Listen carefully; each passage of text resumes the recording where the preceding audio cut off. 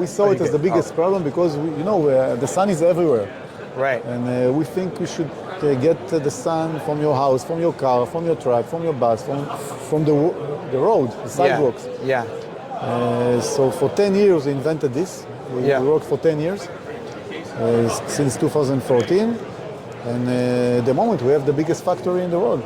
So help me understand the technology that's actually harnessing the photons. What are you using basically that you can tell me? What's the specs? So I will not speak about the name of the materials, but in the end of the day, it's a flexible material which is photovoltaics, to take the photons, the radiation from the sun, and take it and make it electricity. Okay, that's proprietary. Is it perovskite-based or? I'm not. He's not. He doesn't want to bring it up.